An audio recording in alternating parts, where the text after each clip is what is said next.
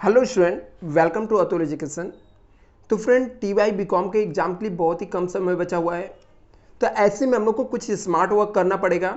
जिससे बात करें हम लोग ऑब्जेक्टिव से रिलेटेड क्वेश्चन के, तो सबसे पहले हम लोग को लास्ट ईयर के पेपर के ऑब्जेक्टिव क्वेश्चन कर लेने हैं। जिससे हमारे पास दो पेपर है, एक अक्टूबर 2019 का है और एक मार्च 2019 का।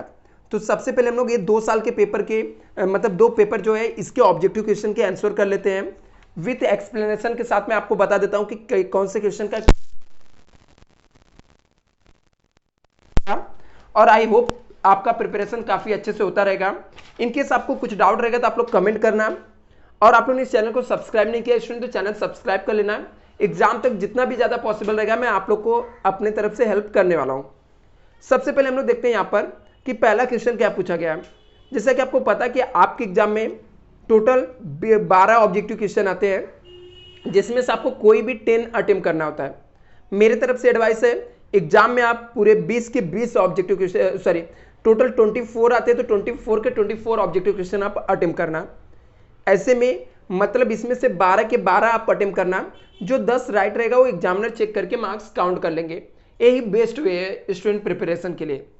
चलो हम लोग स्टार्ट करते हैं। और यदि एग्जाम में आपको पास होना है स्टूडेंट तो आपके 20 मार्क के ऑब्जेक्टिव राइट करना है, और ऑब्जेक्टिव क्वेश्चन को राइट करना बहुत जरूरी है। ये आपको पास होने में काफी हेल्प करेगा, क्योंकि 20 मिनट में 20 ऑब्जेक्टिव क्वेश्चन यदि आप राइट करते हो और राइट रहेगा तो आपको फुल मार्क्स यहां पर मिलता है, मार्क्स कटने के चांसेस नहीं होते।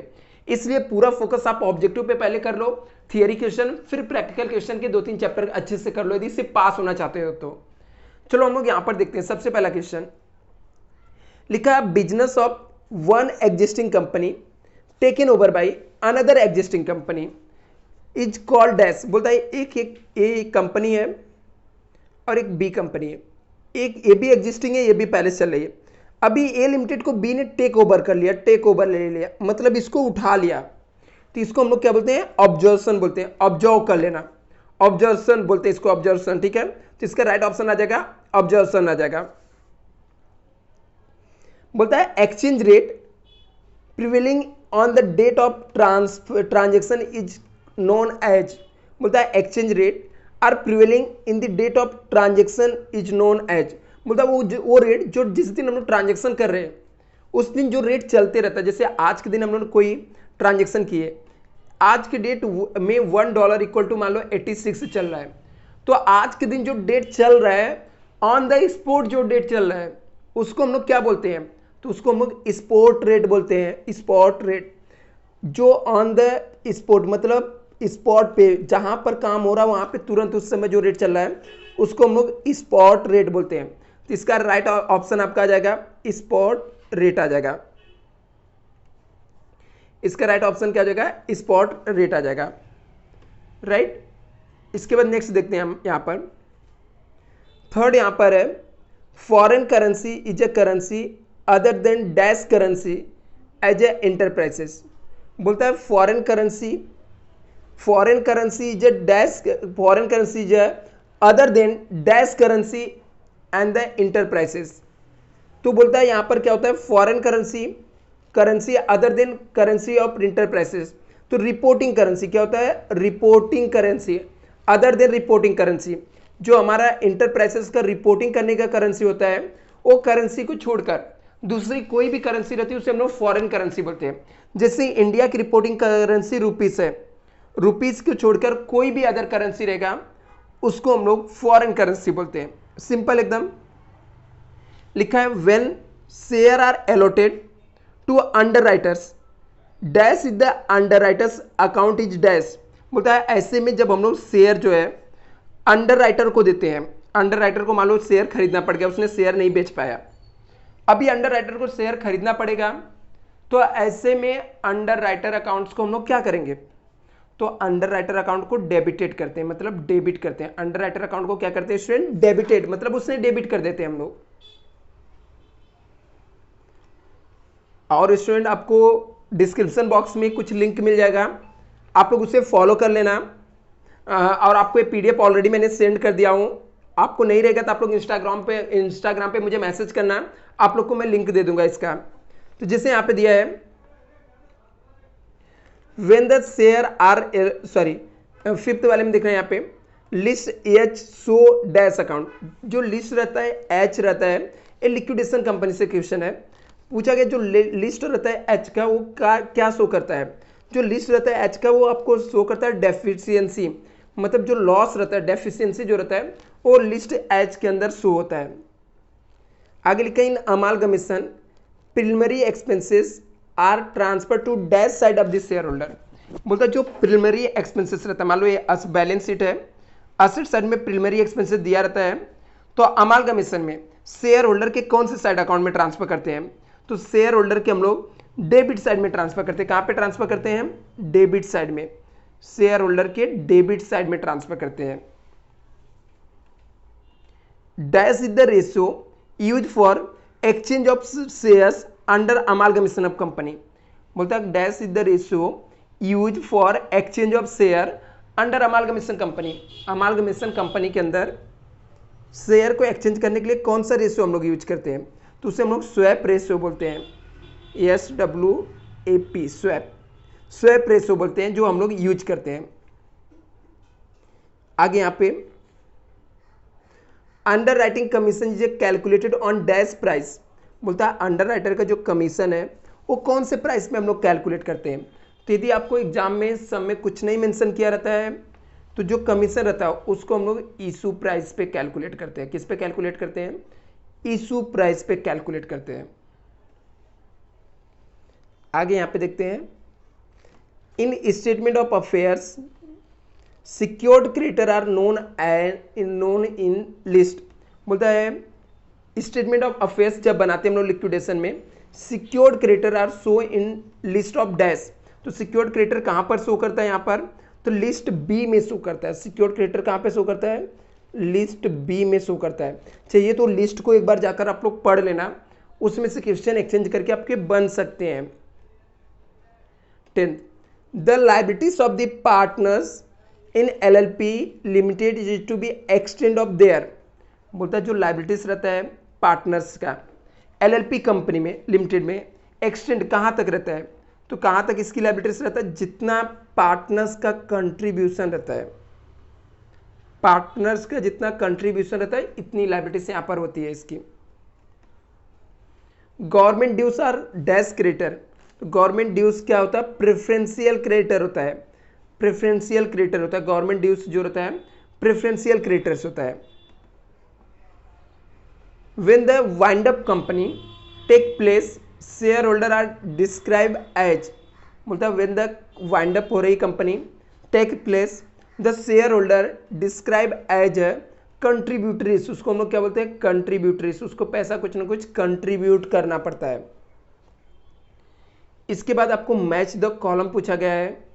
मैच द कॉलम के लिए सबसे पहले आपको क्या करना है, क्वेश्चन को रीड कर लेने का, फिर आंसर को रीड कर लेने का, फिर बाद में आने का कौन सा आइटम किससे मैच होगा चेक करने का। जैसे अमालगमेशन है, एवरेज रेट दिया हुआ है, करेंसी कन्वर्जन दिया है, ग्रॉस लायबिलिटीज ऑफ अंडरराइटर दिया है, अकाउंटिंग ईयर दिया हुआ है, कमीशन ऑन शेयर दिया है, अमाउंट ऑफ एक्सचेंज डिफरेंस दिया हुआ है, मार्क एप्लीकेशन दिया है, कमीशन ऑन डिबेंचर दिया हुआ है, डिजिग्नेटेड पार्टनर्स इन LLP दिया हुआ है, purchase consideration in amalgamation of company दिया है, कंपलसरी वाइंड अप दिया हुआ है। आंसर में हमारे पास ऑप्शन है total share for which guaranteed is given, at least 2 दिया हुआ है, 2 और मोर लिक्विडेटर्स 1 फॉर्मेशन है, received with seal of stamp of underwriter है, मीन्स ऑफ एक्सचेंज रेट होता है, NCLT है, amount payable to shareholder दिया है, ईयर एंडिंग दिया हुआ है, अकाउंटिंग स्टैंडर्ड 11 दिया हुआ है, कैन नॉट एक्सीड 5% दिया हुआ है, recorded in foreign exchange fluctuation दिया हुआ है, कैन नॉट एक्सीड 3% दिया है, फिक्स एसेट दिया है। अभी हम लोग को मैच करने का, अभी क्या करना है आपको मैच करना कि इसके राइट आंसर क्या हो सकते हैं। तो सबसे पहले हम लोग देखते हैं यहाँ पर फर्स्ट ऑप्शन आपको दिया है अमालगमेशन। तो अमालगमेशन में क्या होता है, जहां पर क्या होता है अमालगमेशन में, इसमें से हम लोग आंसर चेक करते थे। अमालगमेशन में जो होता है 2 और मोर लिक्विडेटर और 1 फॉर्मेशन, 2 या 2 से ज़्यादा कंपनी बंद होती है और एक नई कंपनी फॉर्मेशन होती है, उसे हम लोग क्या बोलते हैं, अमालगमेशन बोलते हैं। तो मतलब क्या होता है, 1 का जो राइट ऑप्शन है वो सी है, एवरेज रेट।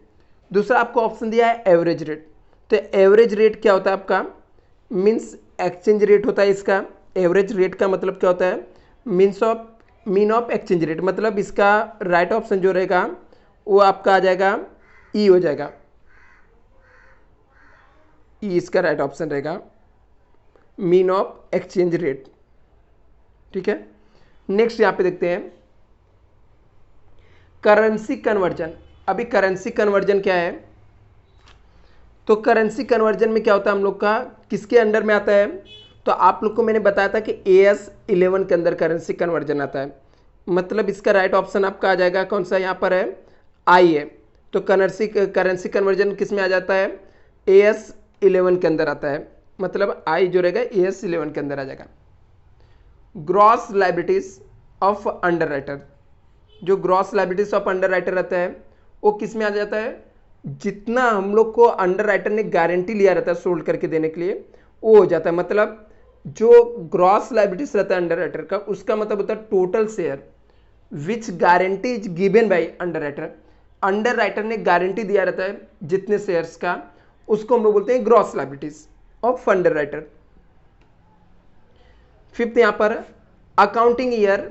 अकाउंटिंग ईयर क्या है यहाँ पर, अकाउंटिंग ईयर क्या होता है, हमारा ईयर एंडिंग होता है। मतलब इसका कि अकाउंटिंग ईयर का राइट ऑप्शन आना चाहिए एच का। मतलब यहाँ पर एच में क्या दिया है, year ending 31 March.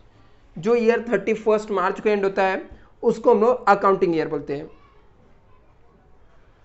Commission on shares, commission on share क्या रहेगा, कैन नॉट बी एक्सीड होना चाहिए, ज़्यादा नहीं होना चाहिए, कितने परसेंट से, 5% से ज़्यादा नहीं होना चाहिए। जो कमीशन हम लोग देते हैं शेयर को वो 5% से ज़्यादा नहीं होना चाहिए। मतलब इसके हिसाब से इसका राइट ऑप्शन क्या आ जाएगा, जे आ जाएगा। कमीशन जो रहता है वो 5% से ज़्यादा नहीं होना चाहिए। अमाउंट ऑफ एक्सचेंज डिफरेंस, जो अमाउंट होता है एक्सचेंज डिफरेंस से, फॉरेन करेंसी के अंदर जो अमाउंट में डिफरेंस आता है एक्सचेंज का, वो क्या है यहाँ पर, तो इसका राइट ऑप्शन क्या आ जाएगा, recorded in foreign exchange fluctuation account के अंदर रिकॉर्ड करते हैं। जो अमाउंट डिफरेंसेस आता है एक्सचेंज का उसको हम लोग रिकॉर्ड करते हैं फॉरेन एक्सचेंज फ्लैक्चुएशन अकाउंट के अंदर। 8 यहाँ पे दिया है, 8 में दिया है मार्क एप्लीकेशन। मार्क एप्लीकेशन क्या हो सकता है, मार्क एप्लीकेशन क्या होता है, receive with the seal of stamp of the under writer. जिसके ऊपर अंडर राइटर का स्टैंप किया हुआ रहता है उसको हम लोग मार्क एप्लीकेशन बोलते हैं। Commission on debenture, commission on debenture जो रहता है, ये डिबेंचर के ऊपर जो कमीशन रहता है ये हम लोग का 3% से ज़्यादा नहीं होना चाहिए। जो कमीशन रहता है डिबेंचर का वो 3% से ज़्यादा नहीं होना चाहिए। मतलब इसका राइट ऑप्शन आपका आ जाएगा KJKL आ जाएगा। ठीक है, मतलब exceed can not exceed 3%। Share के ऊपर 5% से ज़्यादा नहीं होना चाहिए, इसके ऊपर 3% से ज़्यादा नहीं होना चाहिए। डेजिग्नेटेड पार्टनर्स इन LLP, बोलता है LLP में डेजिग्नेटेड पार्टनर्स कितने हो सकते हैं, एटलीस्ट 2 चाहिए। कितने चाहिए, 2। Purchase consideration in amalgamation of company क्या होता है, इसका राइट ऑप्शन आपका आ जाएगा amount payable to shareholder. Purchase consideration का मतलब क्या होता है, जो अमाउंट शेयर होल्डर को पेमेंट करना पड़ता है, मतलब जी इसका राइट ऑप्शन आ जाएगा। Compulsory wind up, compulsory wind up क्या होता है, यहाँ पर NCLT के थ्रू कंपल्सरी वाइंड अप लग जाता है। तो ये आपके अक्टूबर 2019 का पेपर था स्टूडेंट। अभी हम लोग ट्राई करेंगे नेक्स्ट वीडियो में मार्च 2019 के पेपर के जो भी ऑब्जेक्टिव क्वेश्चन मैं आपको कराऊंगा। Thank you so much.